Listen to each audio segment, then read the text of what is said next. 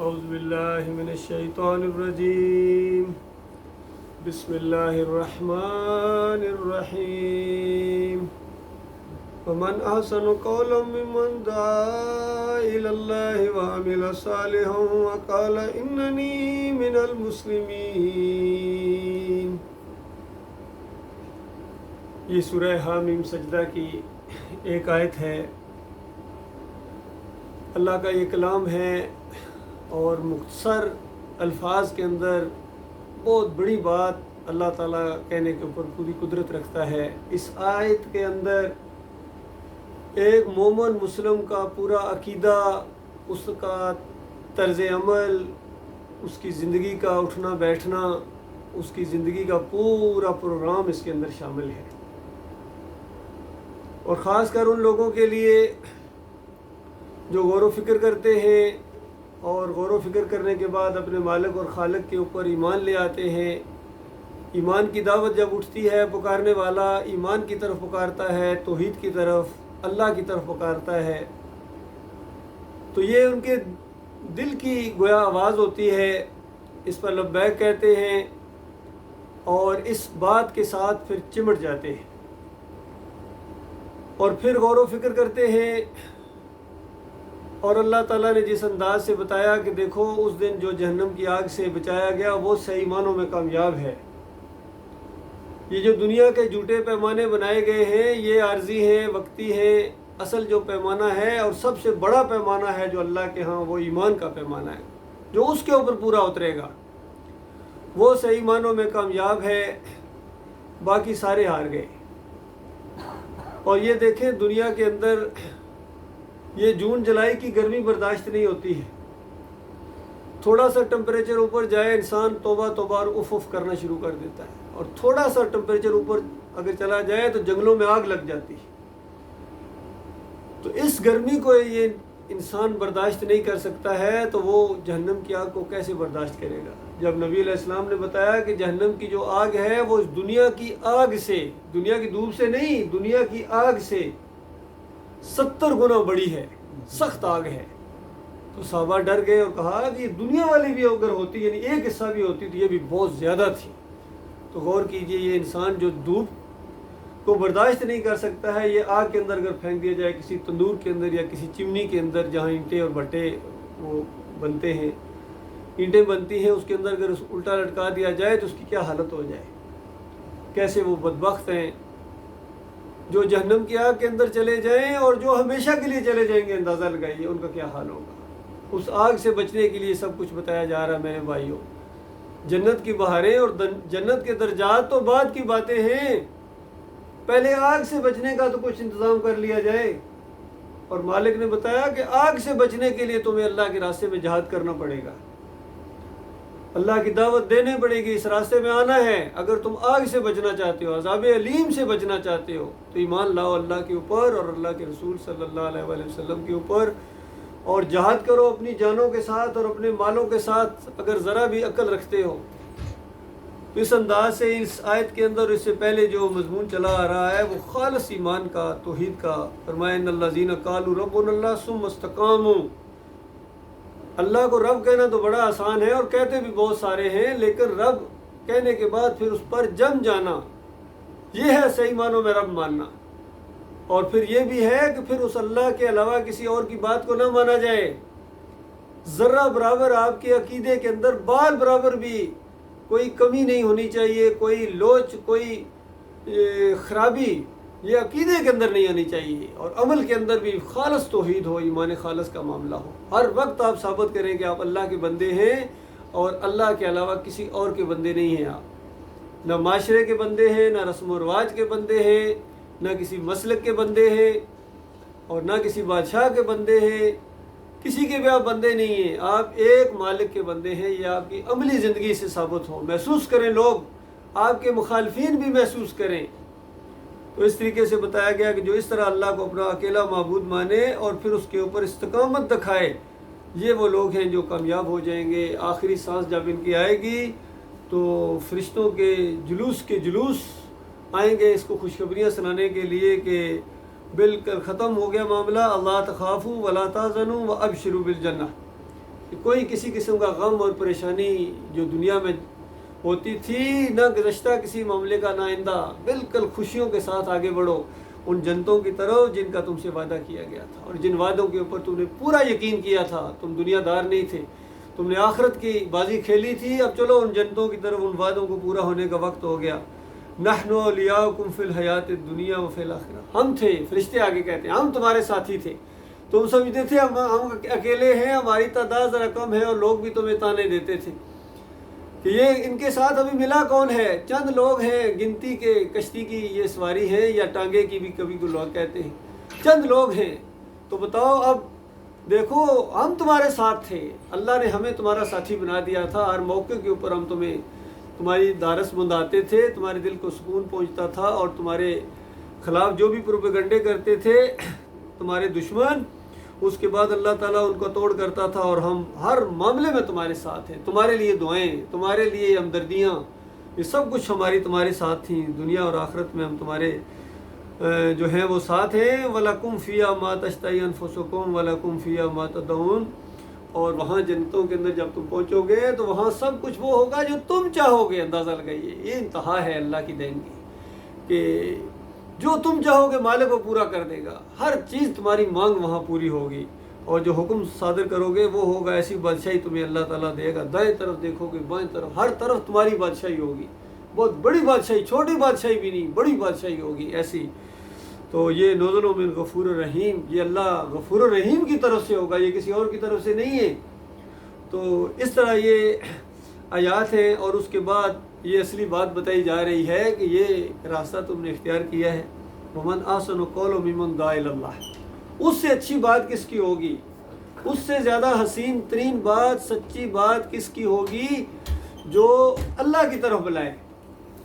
اس آیت کے 3 حصے ہیں جس کے معنی کے اوپر، مفہوم کے اوپر غور و فکر کرنا ضروری ہے کہ ایک دائی کی کیا صفات ہونی چاہیے جو اللہ کے راستے میں آیا ہے اور دائی بنا ہے، اللہ کے راستے کی طرف بلا رہا ہے، تو اس کی پہلی صفت یہ ہے کہ وہ اللہ کی طرف بلائے۔ وہ اپنے مسلک کی طرف نہیں بلاتا ہے، اپنے علاقے کی طرف نہیں بلاتا ہے، اپنے کسی خاندان کی طرف نہیں بلاتا ہے، اس کی دعوت اسی نقطے کے گرد گھومتی ہے کہ وہ اللہ کی طرف بلاتا ہے کہ لوگوں تمہارا داتا اللہ ہے، دستگیر اللہ ہے، مشکل کشا اللہ ہے، حاجت روا اللہ ہے، غریب نواز اللہ ہے، تمہارے رکوع اور سجدے کا اکیلا حقدار ہے، کوئی اور نہیں ہے، نظر و نیاز کا اکیلا حقدار ہے، کوئی اور نہیں ہے، اس کے علاوہ کسی کی بندگی نہ کرنا، اس کے علاوہ کسی کے پکارے نہ لگانا، سارے مسلکوں کا رد کرتا ہے، وہ اللہ کی طرف بلاتا ہے۔ دائی کی پہلی صفت یہ ہے کہ وہ دائی ہے یا کوئی مسلک پرست ہے یا کوئی مولوی ہے، کیونکہ مولوی کبھی دائی نہیں ہو سکتا ہے، مولوی اپنے مسلک کی طرف بلائے گا، کوئی بریلویت کی طرف بلا رہے ہیں، کوئی دیوبندیت کی طرف بلا رہے ہیں، کوئی اہل حدیثیت کی طرف بلا رہے ہیں، کوئی صوفیزم کی طرف بلا رہا ہے، کوئی جمہوریت کی طرف بلا رہا ہے، ہر ایک کے اپنے بلاوے ہیں، لیکن دائی جو ہوتا ہے وہ اللہ کی طرف بلاتا ہے، کوئی اس کا اور مقصد نہیں ہوتا ہے، اور خالص اللہ کی رضا کے لیے کرتا ہے، کوئی دنیاوی مفادات نہیں ہے کہ کوئی بڑی پارٹی بن جائے گی کہ اس نے الیکشن نہیں لڑنا ہے، کوئی ایک بھی اس کی بات کو نہ مانے تب بھی اس کو ذرا برابر پرواہ نہیں ہوتی ہے کیونکہ یہ اللہ کا معاملہ ہے، اور کوئی اس کے اوپر مال لینا تو سوال ہی پیدا نہیں ہوتا ہے، کسی کی مال کے اوپر نظر رکھنا یا کسی کے ساتھ کوئی دوستی کے تعلقات ہو جائیں، کوئی مفادات حاصل ہو جائیں، سوال ہی پیدا نہیں ہوتا ہے۔ دائی اللہ کی طرف بلاتا ہے، فرمایا اس سے زیادہ اچھی حسین بات جو کسی دائی کی ہو، جو صحیح معنوں میں دائی ہو، بتاؤ اس سے زیادہ اچھی بات کس کی ہوگی؟ یہ سب سے زیادہ خوبصورت بات ہے اللہ کی طرف بلانا۔ اور دوسری بات وَعَمِلَ صَالِحًا، میرے بھائیوں دائی کے لیے ضروری ہے، اگر دائی کا اپنا کردار ایسا نہیں ہے کہ جو بالکل اس کے اوپر کوئی دبا نہیں ہونا چاہیے، کوئی ایسی چیز نہیں ہونی چاہیے، ورنہ آپ کی بات کے اوپر اعتماد کوئی نہیں کرے گا، آپ کے اوپر انگلی اٹھائیں گے لوگ کہ پہلے خود تو اللہ کے بندے بنو پھر ہمیں اللہ کی بندگی کی طرف بلانا۔ تو لہٰذا عمل صالح کرنا، نیک ہونا، اچھا انسان ہونا دائی کی دوسری صفت ہے، اور یہ نبی صلی اللہ علیہ وآلہ وسلم کی طرف گویا اشارہ ہے کہ اس وقت لوگوں کو بتایا جا رہا ہے کہ دیکھو یہ جو اللہ کی طرف تمہیں بلا رہے ہیں یہ محمد رسول اللہ صلی اللہ علیہ وآلہ وسلم، ان کی زندگی دیکھو، 40 سال تمہارے اندر یہ رہے ہیں، کوئی ایسی بات بتاؤ تم انگلی نہیں اٹھا سکتے ہو، تم سب اس بات کے اوپر متفق ہو، یہ صادق ہیں، یہ امین ہیں، سچے ہیں، کسی کو دھوکہ نہیں دیتے ہیں، جھوٹ نہیں بولتے ہیں، تو اب یہ اللہ کے بارے میں کیوں جھوٹ بولیں گے؟ پھر دیکھیے سب سے بڑی جو دلیل آئی ہے نبی علیہ السلام کے کردار کی، جیسا نبی علیہ السلام کے اوپر پہلی وحی نازل ہوئی اور گھر میں آئے ہیں تو ان کی بیوی خدیجہ رضی اللہ تعالیٰ بہت ہی سمجھدار خاتون تھی، عام خاتون نہیں تھی، اور بہت ہی پختہ عمر کی خاتون تھی، بڑی معزز خاتون تھی۔ معاشرے کے اندر بڑے بڑے سرداروں نے ان کے بیوہ ہونے کے بعد شادی کے پیغامات بھیجے تھے، لیکن انہوں نے رد کر دی، اور بہت بڑی تاجرہ تھی، ایسی دولت مال ان کے پاس تھا کہ عام سرداروں کے پاس اتنا مال نہیں تھا، اتنی امیر خاتون تھی، اور اتنی پختہ عمر میں نبی علیہ السلام کی زوجہ بننے کا شرف ان کو ملا۔ گویا نبی علیہ السلام جب 25 سال کے تھے اور وہ 40 سال کی تھی، 15 سال کا فرق ہے، نبی علیہ السلام سے گویا 15 سال بڑی تھی۔ اب نبی علیہ السلام کو جب وہی آئی ہے 40 سال کی عمر میں، تو گویا ان کی جو عمر ہے وہ 55 سال کے قریب ہوگی، تو اندازہ لگائی کتنی پختہ عمر کی وہ تجربہ کار خاتون ہے۔ اور جیسی نبی علیہ السلام نے یہ بات بتائی ہے کہ اس طرح میں نے فرشتہ دیکھا، یہ معاملہ میرے ساتھ آ گیا، تو ایک لمحے کے لیے بھی انہوں نے نہیں سوچا کہ یہ کوئی غلط کہہ رہے ہیں، ایک لمحے کے لیے بھی، کیونکہ بیوی سے زیادہ اپنے خاوند کو قریب سے دیکھنے والا کوئی نہیں ہوتا ہے۔ تو یہ پہلی گواہی ہے، یہ ساری چیزیں اس بات کی دلیل ہے کہ نبی علیہ السلام اللہ کے رسول اور آخری رسول ہیں۔ تو انہوں نے جو الفاظ بولے ہیں اس ایسے موقع کے اوپر جب نبی علیہ السلام نے کہا مجھے اڑا دو، مجھے اڑا دو، مجھے اپنی جان کا خطرہ ہے، تو انہوں نے کہا کہ ہرگز اللہ تعالیٰ آپ کو ضائع نہیں کرے گا، آپ تو اس طرح غریبوں کی حمایت کرنے والے اور بیواؤں کے سر پر دستے شفقت رکھنے والے، مہمانوں کی عزت کرنے والے، اور اتنے زیادہ خیر خواہ انسانوں کے، اور اللہ تعالیٰ آپ کو کبھی ضائع نہیں کرے گا۔ تو یہ پہلی ایک بہت زبردست قسم کی گواہی آئی ہے کہ نبی علیہ السلام کا کردار کیسا تھا۔ پھر اس دور کے اندر جو ان کے قریب ترین دوست تھے، تقریباً 20-25 سال سے ان کی بڑی پکی دوستی تھی، علاقے میں سب کو معلوم تھا کہ یہ دو آدمی دوست ہیں، ابو بکر صدیق رضی اللہ تعالیٰ، نبی علیہ السلام کے بہت گہرے دوست تھے، اور بہت ہی زیادہ سمجھدار انسان تھے۔ بعد میں ان کی معاملات جتنے ان کی زندگی کے سامنے آئے ہیں نبوت کے بعد بھی، یعنی نبی علیہ السلام کی نبوت کے بعد جو ان کا کردار رہا ابو بکر صدیق کا،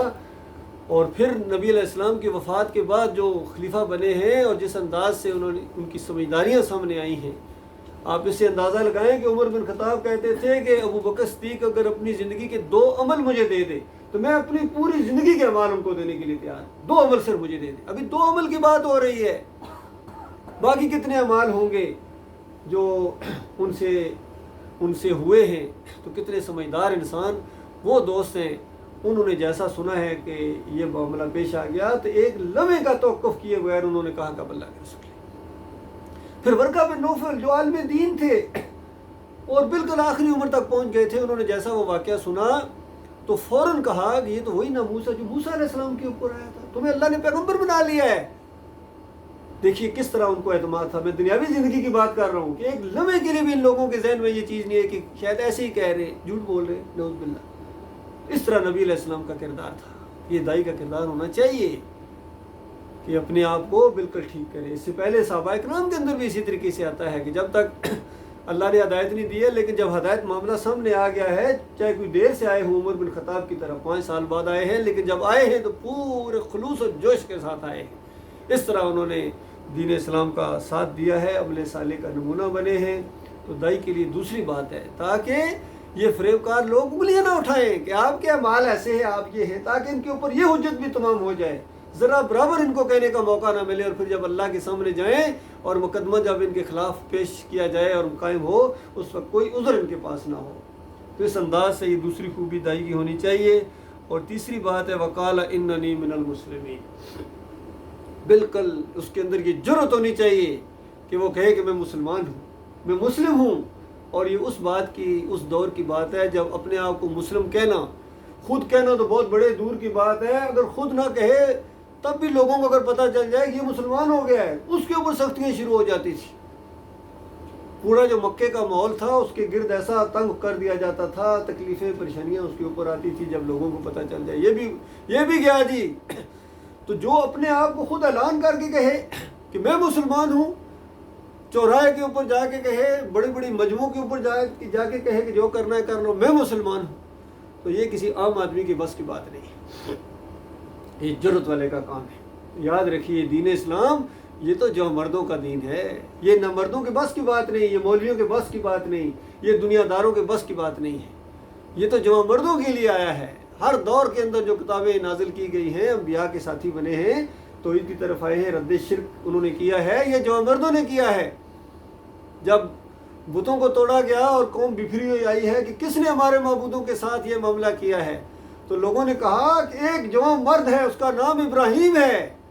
یہ اس نے کیا ہوگا، کسی اور کے بس کی بات نہیں ہے۔ ہم نے سنا تھا ان کے خلاف یہ بولتا تھا، یہ جہاں بھی موقع ملتا تھا ہمارے معبودوں، داتاؤں، دستگیروں کی ایسی کھال اتارتا تھا، ان کے خلاف بولتا تھا، اور یہ جو کام ہوا ہے یہ اسی کا ہوا ہے، کسی اور نے نہیں کیا، اسی کو ان کا پکڑو، گرفتار کرو، تاکہ پوری طرح گوئیاں پڑے اور اس کا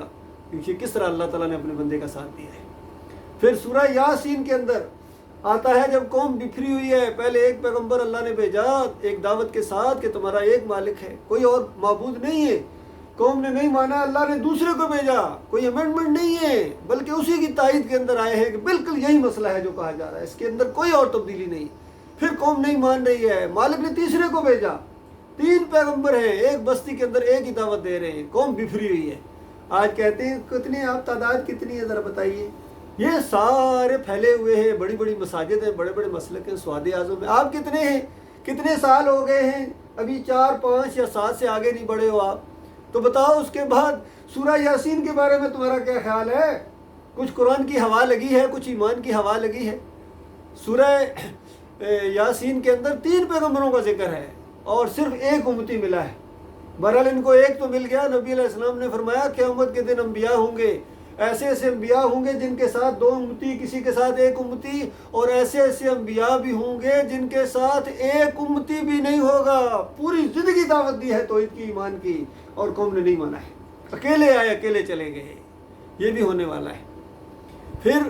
لوط علیہ السلام کی قوم کے اوپر جب عذاب آیا تو مالک فرماتا ہے ہم نے مومنوں کو بچا لیا اور ساری قوم کو رگڑ دیا، اور پھر مالک خود بتاتا ہے کہ ایک گھر کے سوا دوسرا گھر مومنوں کا نہیں تھا، ایک گھر کے سوا دوسرا گھر مومنوں کا نہیں تھا۔ یہ وہ والا ایمان عقیدہ نہیں ہے کہ دائیں طرف حضرت نے نگاہ اٹھائی اور 70,000 کو مسلمان کر دیا، بائیں طرف صوفی صاحب نے پھونک ماری اور سب کو حافظ قرآن بنا دیا۔ اندازہ لگائیے، نگاہ مرد مومن سے کہتے ہیں بدل جاتی ہے تقدیریں، یا ایسی جھوٹی باتیں کہتے ہیں۔ بتاؤ لوط علیہ السلام پوری زندگی لگا دی سوائے اپنے گھر میں، اور گھر میں بھی بیوی مومنہ نہیں تھی، ساتھی نہیں تھی، اندازہ لگائیے۔ یہ معاملہ اللہ کے بندو، یہ دین اسلام ہے۔ اور پھر نوح علیہ السلام کا معاملہ بھی بتایا، 950 سال کی صبح شام کی دعوت ہے، اور مالک فرماتا ہے اللہ کے لیے بس چند لوگ ہیں کشتی کے اندر، حدیثوں میں نہیں ہے لیکن عام روایتوں کے اندر جس طرح کچھ لوگ کہتے ہیں کوئی 60 سے 70 تھے یا 80، مالک فرماتا ہے اللہ کے لیے بس صرف چند لوگ تھے جو کشتی میں بیٹھ، اور اس میں یہ سید دادا نوح علیہ السلام کا بیٹا نہیں بیٹھ سکتا ہے، بیوی نہیں بیٹھ سکتی ہے۔ جب ایمان کا فیصلہ ہوگا نا وہ پیمانہ رکھا جائے گا۔ آج تو یہاں سب اکٹھے رہتے ہیں ایک ہی ملک کے اندر، علاقوں کے اندر، کمروں کے اندر، لیکن وہاں جب ایمان کا فیصلہ ہونے لگے گا، سورہ یاسین کے اندر آتا ہے مالک فرمائے گا وَامْتَازُوا الْيَوْمَ يَا أَيُّهَا الْمُجْرِمُونَ، مجرموں علیحدہ ہو جاؤ۔ دنیا میں تو گٹھے تھے سمجھتے، آگے بھی جا کے گٹھے ہی ہوں گے، آج علیحدہ ہو جاؤ، تمہاری خبر لینے کا وقت آ گیا ہے۔ اس وقت ان سارے کافروں مشرکوں کو، مسلک پرستوں کو اس طریقے سے علیحدہ کر دیا جائے گا، اور خالص مخلص مومن جنت میں جائیں گے۔ ان کے عقیدے کے اندر بال برابر خرابی نہیں ہوگی، جو ایمان لانے کے بعد انہوں نے اپنی کھال اتروا لی، یا انہوں نے گردن تو دے دی، سر تو کٹوایا لیکن سر جھکایا نہیں ہے ان کفر و شرک کے سامنے۔ تو اللہ کے بندو یہ ایمان خالص کا معاملہ ہے، یہ خوش نصیبوں کے حصے میں آتا ہے۔ جن کو یہ ایمان کی بات سمجھ میں آ گئی ہے وہ اللہ کا شکر ادا کریں، اللہ کا شکر ادا کریں۔ چند دنوں کے بعد یہ معاملہ اسی طریقے سے فیصل ہونے والا ہے، اور وہاں ایمان کا جب پیمانہ کھڑا کیا جائے گا اس کے اوپر تولا جائے گا تمہیں، تمہاری ساری صلاحیتیں، اس وقت پتہ چلے گا سمجھدار کون تھا، بیوقوف کون تھا، کون عقل مند تھا، کون جاہل تھا، اور کون تھا جو بازی جیت گیا۔ اب ہمیشہ ہمیشہ کے لیے پھر کوئی اور امتحان ہونے والا نہیں ہے، ہمیشہ ہمیشہ کے لیے اللہ تعالیٰ عیش کرائے گا اپنے مومن بندوں کو۔ تو یہ تیسری خوبی اپنے اندر پیدا کرو، دائی بننا چاہتے ہو، اگر مجاہد بننا چاہتے ہو، عذاب علیم سے بچنا چاہتے ہو، تو ہمیشہ کی آگ سے بچنا چاہتے ہو، تو باقی اگر عقیدہ ٹھیک نہیں ہے پھر تو ہمیشہ جلو گے۔ اگر انہی مولویوں کو اپنا امام بناتے، ان پیروں کی جو ہے چادریں اور ان کے لنگوٹے پکڑتے ہوئے، ان کی جوتیاں سیدھی کرتے ہوئے تمہاری موت آ گئی، انہی فریبکاروں کے پیچھے، انہی سیاسی لیڈروں کے پیچھے اور اس ماحول اور معاشرے کو رنگ کے جدھر جا رہا ہے معاشرہ ساتھ آسانی کے ساتھ جا رہے ہیں، اور بس دنیا کا موت، دنیا کے علاوہ کوئی اور معاملہ ہی نہیں ہے۔ اگر یہ معاملہ ہے پھر تو آسانی کے ساتھ پھسلتے ہوئے سلائڈ کی طرح جہنم کی آگ کے اندر جا کر گرو گے، اور اگر ایمان ٹھیک بھی ہو گیا ہے تو پھر ہمیشہ کی آگ سے تو بچا لیے گئے ہو، لیکن عذاب علیم سے بچنا ابھی باقی ہے۔ 4 باتیں جب تک نہیں آئیں گی، والعصر ان الانسان لفی خسر، ساری انسانیت گھاٹے میں، ساری نقصان میں، سوائے ان کے جو ایمان لائیں۔ پہلی بات ایمان خالص کرو، ایمان کے بغیر تم نمازیں پڑھتے ہو، روزے رکھتے ہو، تہجد گزاریاں، عمرے اور حج کے دوڑے جا رہے ہو، مال خرچ کرتے ہو، بکرے ذبح کرتے ہو اور جانور ذبح کرتے ہو، ایمان کے بغیر، ایمان کے اندر خرابی، بال برابر بھی خرابی ہے، ذرہ برابر شیء، نبی علیہ السلام نے فرمایا یشرک باللہ شیء دخل النار، جس نے شیء شرک کیا اور اس کی موت آ گئی تو ہمیشہ کی آگ کے اندر گویا اتر گیا۔ اللہ کے بندو، یہ شرک کو معمولی چیز نہ سمجھو۔ شرک کرنے والوں کے ساتھ اگر آپ کی دوستیاں ہیں، ان کے ساتھ تعلقات ہیں، کہ ان کو کچھ نہ کہو، ویسے ساری باتیں مانتے چلے جائیں گے، اور اگر ان کے بڑے کو، کسی لیڈر کو، کسی بڑے کو اگر شرک اور کفر کی وجہ سے اس کی گرفت کی جائے، مومن تو کرے گا، مومن تو للکارے گا، وہ تمہارا خیال کرے گا، وہ مومن تو اپنے مالک کا بندہ ہے، اس کے مالک کا اس کو یہ حکم ہے کہ ان کو للکارو۔ فَمَن يَكْفُرْ بِالطَّاغُوتِ وَيُؤْمِن بِاللَّهِ فَقَدِ اسْتَمْسَكَ بِالْعُرْوَةِ الْوُثْقَىٰ لَا انفصام لَهَا، کہ جس نے طاغوت کا کفر کیا، طاغوت کو اپنا امیر اور اپنا لیڈر اور اپنا امام نہیں ماننا ہے، ان طاغوتوں کو جنہوں نے اللہ کے دین کو بدلی کر دیا، اللہ کے دین کے راستے میں روڑے ہیں، رکاوٹ ہیں، تو ان کا کفر کرنا ہے، اور جو کوئی ان کا کفر کرے گا وَيُؤْمِن بِاللَّهِ، پھر اللہ کے اوپر ایمان لائے، فقط استمسک بالعروۃ، اس نے وہ مضبوط سارا پکڑا، مالک فرماتا کبھی نہیں ٹوٹے گا، کبھی نہیں ٹوٹے گا، تمہارے مالک کا ایسا وعدہ ہے تمہارے ساتھ۔ اس انداز سے اللہ تعالیٰ نے سمجھایا ہے، اور ہر طرف کفر و شرک کا ایک سیلاب ہے، ہر سٹیج کے اوپر سے اللہ کو گالیاں دی جا رہی ہیں، سوشل میڈیا کا دور ہے، کتنی باتیں اب سامنے آتی ہیں، پہلے تو چلو کبھی دیکھی نہیں تھی، اب ایک سے ایک کٹا مشرک ہے، اللہ کے مقابلے میں انہوں نے صف بندی کی ہوئی ہے، وہ بریلوی ہو، وہ دیوبندی ہو، وہ اہل حدیث ہو، شیعوں کا تو کہنا ہی کیا، سارے لگے ہوئے ہیں، اللہ کے دین کے خلاف انہوں نے صف بندی ہوئی ہے۔ تو اللہ کے بندوں، کیسے اس مومن کا ایمان قبول ہوگا اگر وہ ان کے خلاف، ان طاغوتوں کے خلاف نہیں اٹھے گا، دعوت نہیں دے گا، زندگی کا نمبر 1 مسئلہ اگر اس کو نہیں بناتا ہے، کیسے وہ جہنم کی آگ سے بچے گا؟ تو اللہ کے بندوں، میرے پیارے بھائیو، یہ 3 باتیں اپنے اندر پیدا کرنی ہے۔ پہلی بات کہ اللہ کی طرف بلانا ہے، کوئی اپنے مسلک کی طرف نہیں، اللہ کی طرف بلانا ہے، بغیر کسی لالچ کے، بغیر کسی چیز کے کہ کوئی معاملہ ہے۔ دوسری بات عمل صالح، خود نیک بننے کی کوشش کرو، جو کمیاں کوتاہیاں ان کو دور کرو۔ کب دور کرو گے؟ دیکھو چھوٹی سی چیز، آپ کا موبائل خراب ہوتا ہے کہ خراب ہی رہتا ہے یا ٹھیک کرواتے ہو؟ کبھی کوئی بجلی خراب ہو جاتی ہے، سینٹری کا کام ہوتا ہے، فوراً ٹھیک کرواتے ہیں۔ تو اپنے اعمال کے اندر جو خرابیاں ان کو کب ٹھیک کروائیں گے؟ خود تو کبھی بھی نہیں ٹھیک ہوں گی۔ آپ ٹھیک کریں ان کو، آپ کے ہاتھ میں ہے، کسی اور نے نہیں کرنا ہے۔ جب تک آپ خود اپنی اصلاح نہیں کریں گے کوئی دوسرا نہیں کر سکے گا۔ آپ خود ہیں اپنے ڈاکٹر اس معاملے میں، اور اس معاملے کو سمجھنے کی کوشش کی جائے، عمل صالح کریں، جتنے نیک اعمال ہیں یہ ایمان کے بعد ہیں۔ وقال اننی من المسلمین، اور بالکل ذرا برابر ڈرنے کی ضرورت نہیں ہے کسی سے، کوئی کچھ نہیں کر سکتا ہے، ساری دنیا گٹھی ہو جائے تو جس طرح نبی علیہ السلام نے فرمایا جوتے کا تسمہ بھی اگر ٹوٹے تو اللہ سے مانگو۔ بتاؤ اس کا کیا مطلب ہے؟ یعنی پوری دنیا گٹھی ہو جائے، تمہیں جوتے کا تسمہ چاہیے، اور اللہ نہ اگر دے تو پوری دنیا مل کے تمہیں جوتے کا تسمہ بھی نہیں دے سکتے، وہ بھی اللہ سے مانگو۔ ہانڈی کا نمک ختم ہو جائے وہ بھی تم اللہ سے، کوئی کچھ نہیں کر سکتا ہے۔ عبداللہ بن عباس کو نبی علیہ السلام نے کہا، جب یہ لڑکے تھے ابھی، تو کہا لڑکے